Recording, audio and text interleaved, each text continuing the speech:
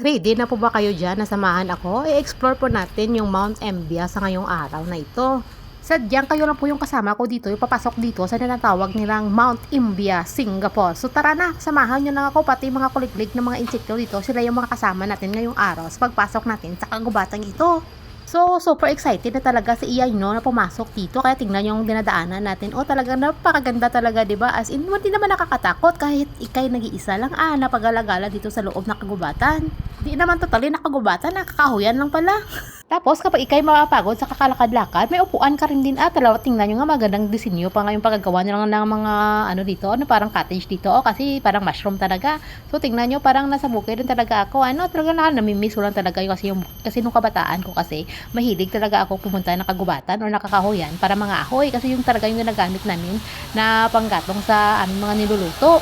So ito nakadaan tayo dito sa unang falls na ginawa nila dito, di ba? As in talaga napakaganda kahit human made lang yan ha. As in mawibili ka talaga at may enjoy ka sa kakatingin dito. Tapos may isang pamilya din ako na nakikitang nag-enjoy sa mga magagandang view. Kung sa aming probinsya lang siguro ako pag-alagala sa ganitong mga lugar, siguro nakapasok na ako doon sa kahit na walang mga trail na dadaanan kasi mga ahoy na ako para gagamitin namin sa loob ng bahay namin kasi nga hirap-hirap yung buhay, 'di ba? So kailangan talaga yung kahoy lang na panggatong mo para sa inyong lulutuin. So ito na nga as in napakaganda dito pagpasok ko. Welcome talaga na welcome kayo dito kung gusto nyong gumala sa part na ito. Di ko man masyado ma-express kung anong nararamdaman ko sa pagpasok ko dito sa may kagubatan, pero alam na alam ko na alam niyo talaga kung nararamdaman ko, di ba? Lalong-lalo na kapag tumatanda na tayo, talagang ma-appreciate po natin yung kagandahan ng kapaligiran natin makikita parati.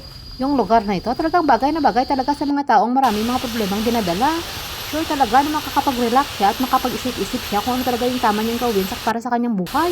Every time na makakadaan ako dito sa mga falls na ginawa nila, parang gustong-gusto ko sana maligo. Problema lang, wala naman tayong digdig ng mga damit. At ang isa pa, hindi pa naman natin alam ko talagang pwede makakapaligo dyan. Kasi alam niyo naman dito sa Singapore talaga maraming bawal. At alam niyo ba, sa kalayo-layo na ng nilakad ko, mga 6 lang yata katao yung mga nakita ko dyan habang paglalagala dyan sa loob ng mga kakahuyan. Kung sino man dyan yung iniwanan ng kanilang mga minamahal, sure na sure, punta kayo dito, talagang mawawala ang inyong kalungkutan. Kahit na wala kayong kasama, go! Dahil alam niyo naman siguro kami mga OFW, sadyang maraming mga problemang dinadala. Kapag plastikan lang yung pinag-uusapan, kaming mga OFW, talagang mga nasa number 1. Kasi makikita yung sa mga post namin, puro mga nakangiti, nakasmile, pero katotohanan, sa kaloob-looban dyan, grabe yung sakit na nararamdaman. Kahit sanay na kami sa mga ganong mga bagay, pero natural lang talaga kasi tao lang din kami, natural lang na talagang kami pa rin din masasaktan. So nakaabot na nga tayo dito sa last na falls na ginawa nila. O ito yung Dragon Falls. Buhay lang sana dyan sa Dragon. Kanina pa siguro ako nalunok niya kasi grabe yung bunganga niya. Laki-laki talaga yung pagbukas niyan. Pero in fairness, ang ganda talaga pagkagawa nila kay Dragon ha. Talagang parang dragon talaga.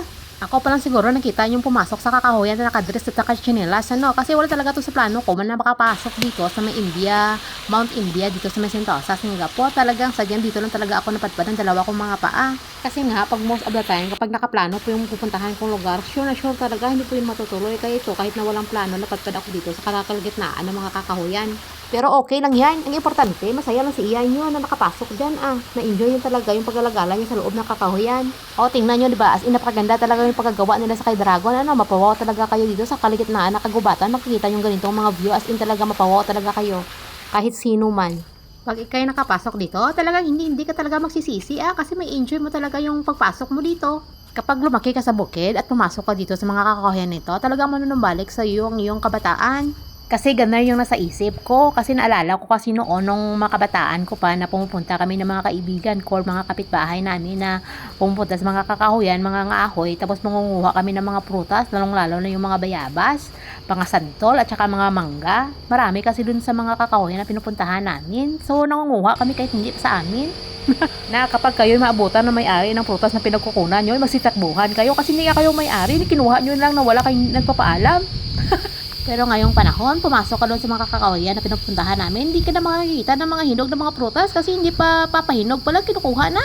Tapos ngayon, kahit sariling lupa nyo yan tinataniman nyo, basta't medyo malayo sa inyong bahay yung lupain nyo, ikaw na ngayon tanim, iba yung umaani sa mga itinanim nyo. Kasi nga, sa hirap ng buhay, sa ginagawa ng mga tao, ganun na lang para mabuhay rin din sila. Pagdating po natin dito banda, chinek ko kung ano yung mga kaganapan dito. Kung mahilig ka talaga sa mga adventure, pwede ka talaga dito. Kasi dito banda yung pwede kang mag-zipline at saka mag-climbing dito na para kang Spider-Man.